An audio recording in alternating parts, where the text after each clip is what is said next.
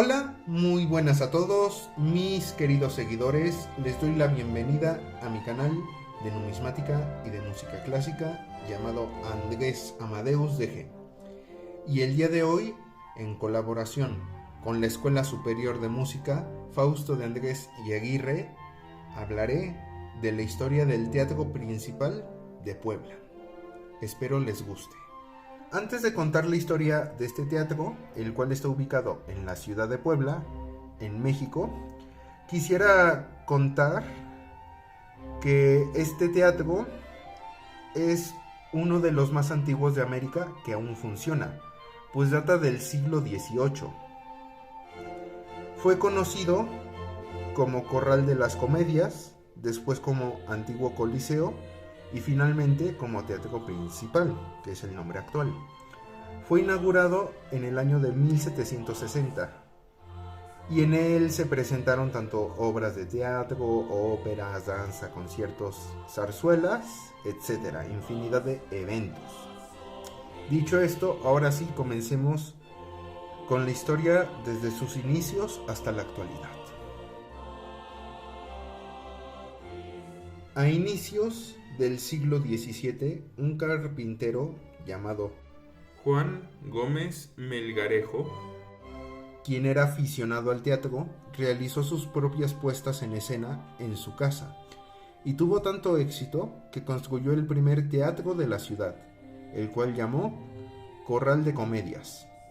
Pero el 19 de junio de 1613, Nicolás de Villanueva y Guzmán, quien era el alcalde mayor de Puebla, ordenó la suspensión de dichas obras y comedias, ya que dicho corral no le dejaba nada al Estado, así que lo mandó a destruir. Posteriormente, muchas personas importantes que asistían al corral de comedias se quejaron ante el virrey.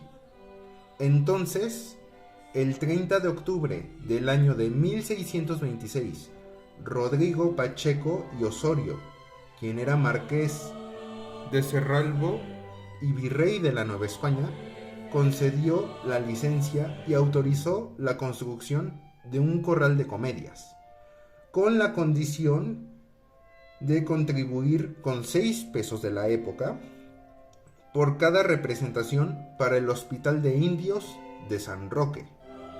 Pero la construcción del teatro fue pospuesta, ya que se argumentaban falta de recursos, epidemias, sequías, un montón de calamidades.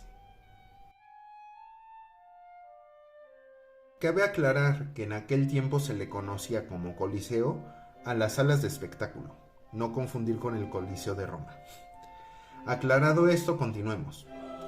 En el año de 1742, el coronel Miguel de Román de Castilla y Lugo, quien era el alcalde mayor de Puebla en aquel año, eligió el lugar donde se levantaría el Coliseo, bajo el proyecto arquitectónico de Francisco Javier Salazar.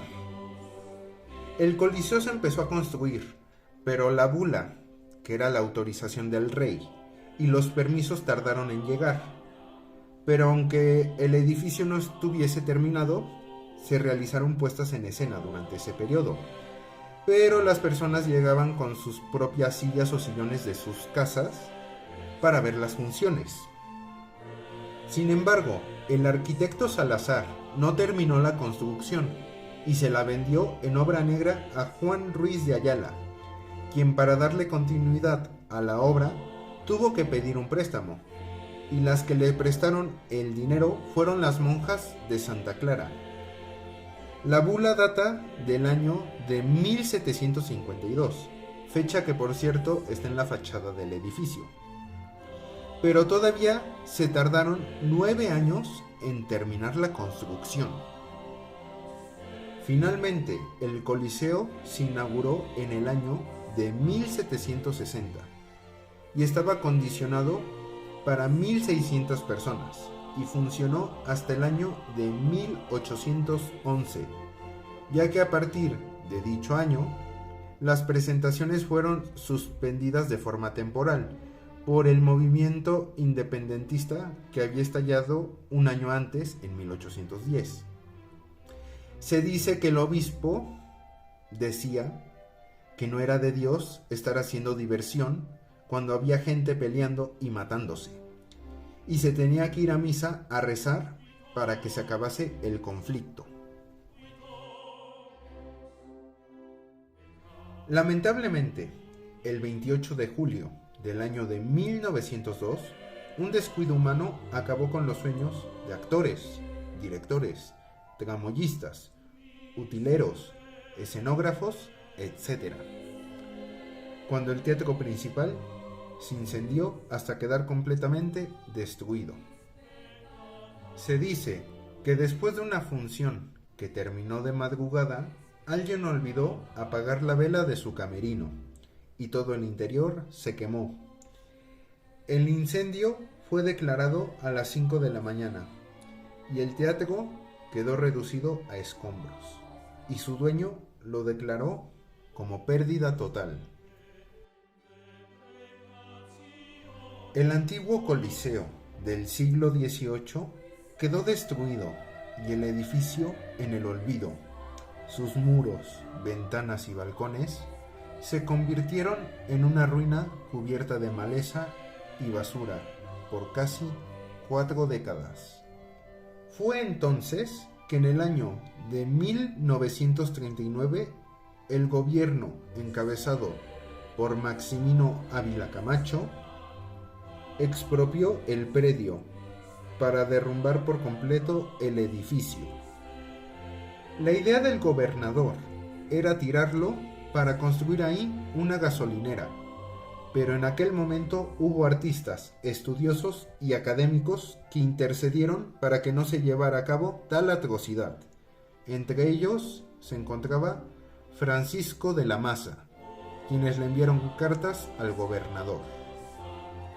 Finalmente, el gobernador decidió rescatar el antiguo Coliseo, que era el más antiguo del continente, y comisionó a Rodolfo Sarmiento para hacerse cargo de la restauración. Ya en el año de 1941 fue inaugurado por el presidente Lázaro Cárdenas.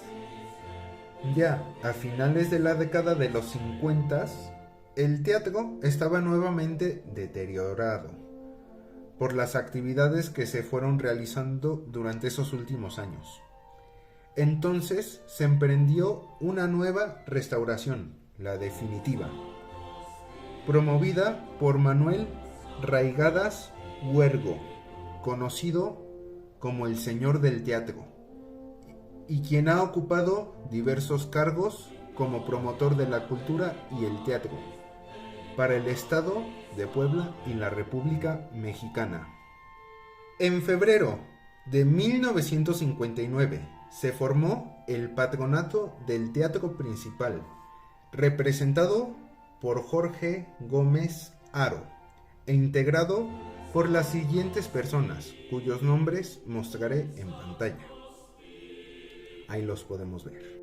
Entre los nombres podemos ver el del maestro Fausto de Andrés y Aguirre, Padre del fundador de la Escuela Superior de Música Fausto de Andrés y Aguirre, instituto donde estudia la carrera de música su servidor. Finalmente, el teatro principal recuperó su esplendor y comenzó a ofrecer un foro digno para las compañías teatrales y un espacio para grupos de aficionados, así como para actores, directores y músicos de renombre. Lo mejor del teatro y sus espectáculos a nivel nacional e internacional. En fin, pues eso sería todo por hoy.